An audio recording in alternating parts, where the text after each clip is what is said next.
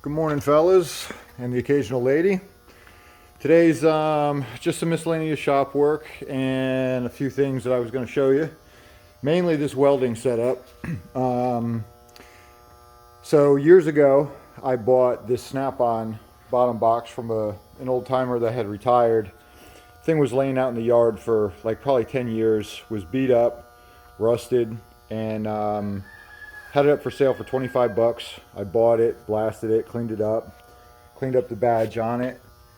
And I bought it with the sole intention of making a welding card out of it. And at the time, I had just bought this welder, the 180, and I also had a 110 machine that sat in this area. And had them both on there with the casters on the box, and it worked really well. Then I started doing a lot of outside work, which I've talked about in other videos. So I made the off-road cart for it.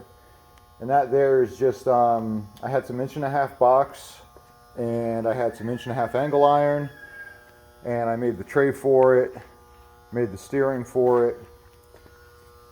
And it's just a handle that comes up, and it just pulls out kind of like a wagon. And I've got hard tires on it right now, but I do have soft for when I need to drag it out in the yard. But I prefer the hard ones here in the shop on the concrete floor. And plus I don't have to worry about metal shavings and stuff so much, and little corkscrews from the drill press and whatnot. So, but it's always improving. I'm always adding on to it. The shelves, the shelf on the top was one of the main things. I found myself always resting stuff on top of the welders and just didn't have enough room. So it's crazy how things kind of just keep evolving and adding on and adding the little things you need. But I got rid of the 110 welder, gave it to a buddy. So now, for the moment, this stores my grinders, and I have 2 or 3 others. I'm getting ready to probably build another rack for it where they can hang like a traditional cart. But the top shelf is just basically, there's a handle that comes down. See if I can get in there. And it's just got like a platform that rests on top of the box. And then the legs used to come down and go under the bottom of the box and kind of just clamp on. And I had to cut those back when I built the tray. But it's still more than fine. The top tray just basically it's on that handle, and then it comes over to this end, and it's just got a lip that comes down, and it just rests on top of the other welder. I am going to change it up. I am bringing another welder in coming up, probably a 7-in-1 yes welder for the plasma setup. But it's been like this probably for 10 years, and it's worked out pretty well. But I decided a while back, I needed a rack for holding flap discs, cut-off discs, all just grinding discs, all the miscellaneous. So it's just a piece of 1.5-inch angle iron with some 1/2-inch galvanized pipe. And the 1/2-inch galvanized pipe works out really well because the OD of it is the same as the ID of a disc, which is 7/8. And then I just currently built this one yesterday, doing all these other little projects over the weekend. And I made another one, except for this one I made out of 1/2-inch solid round stock because I had a stick of it. And also I have a couple of Hitachi grinders that the arbor is different. It's smaller, it's 5/8, and these here won't fit over that 1/2-inch pipe.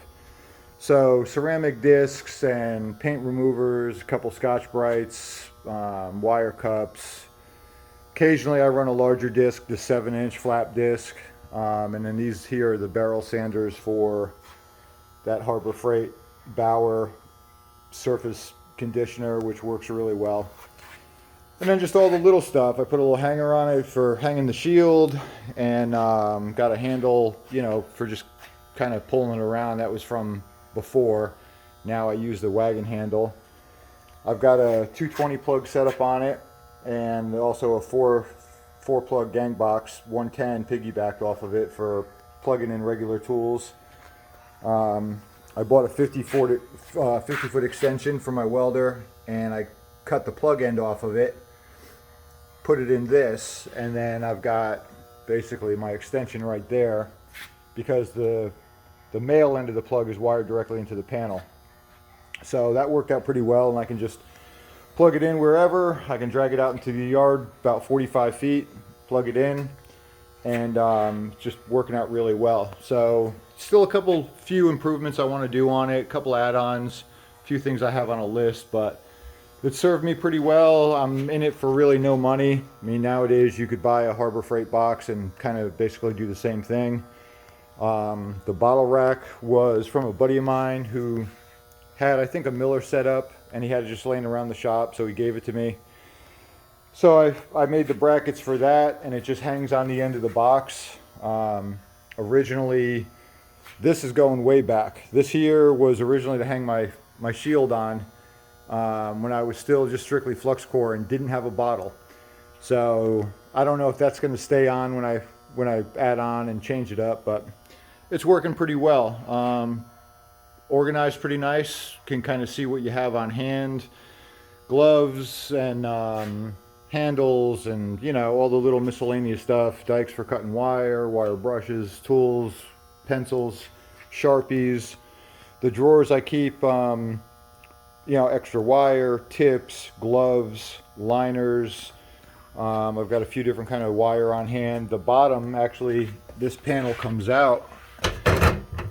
It's just a lift out, and I never had the lock for it anyway, but that's like extra welding gloves, and I've got a TIG torch and muffs, extra gloves, regulators, just all kinds of miscellaneous overflow stuff. Keep all the magnets on the side, which I'm ready for a handful more of those in the larger sizes.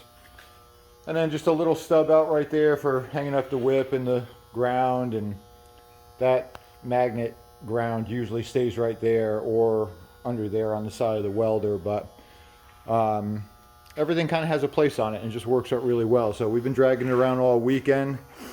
If you've seen any of the other videos, these gates here are done. They're going out for install Thursday.